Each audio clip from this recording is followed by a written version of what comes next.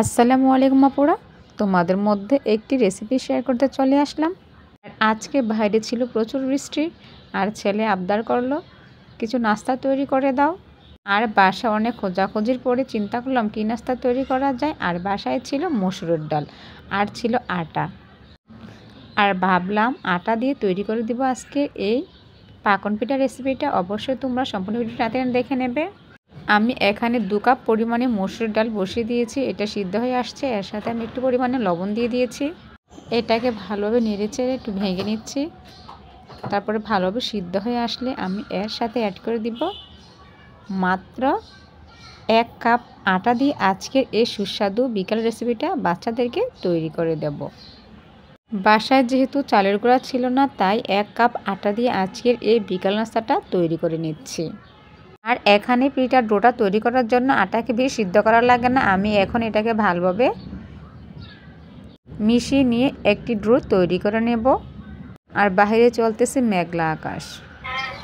দেখো তো একটি ডো তৈরি করে নিয়েছি, আর দেখো তো ডোটা কত স্মুথলি হয়েছে।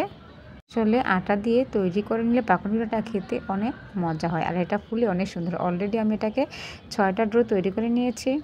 আর বাসায় এদিকে ওদিকে খুঁজে কাটা পাই নাই এবং তাই ভাবলাম যে সেফটি পিন তো আছে, তাই এটা দিয়ে একটু হালকা করে একটা ডিজাইন করে নিয়েছি। আর পিঠাটা হয়েছিল আটার, আর তার সাথে মিলে গিয়েছে সেফটি পিন। কেমন লাগলো? আর এখানে আমি কি নাইফের সাহায্যে একটু একটু করে ডিজাইন করে নিচ্ছি। আর বাসায় তো কোনো অতিথি নেই, এই জন্য বাচ্চাদের একটু ডিজাইন হলে হয়ে গেল আর কি। আর আসলে তোমরা এই রেসিপিটা বাসায় একবার হলে ট্রাই করবা, বিকালে মেঘের সাথে জমে যাবে এই পাকন পিঠা রেসিপিটা। আর অলরেডি আমি এখানটা পাতা শেপে ডিজাইন করে নিয়েছি। আমি এখানে কোনো ডিম ইউজ করি নাই, শুধুমাত্র একটু উপকরণের মাধ্যমে তৈরি করে নিয়েছি এই সুস্বাদু পাকন পিঠা রেসিপিটি। তোমরা বাসায় একবার হলে ট্রাই করে নিও। দেখো তো ফুলে কত ক্রিপসি হয়ে গেছে। আর একদম সময় নষ্ট না করে তোমরা আজকের এই রেসিপিটা তৈরি করে নিতে পারো মাত্র 1 কাপ আটা আর মসুর ডালের সাহায্যে। আজকে এই পর্যন্ত। আল্লাহ হাফেজ, দেখা হবে নতুন কোনো ভিডিওতে।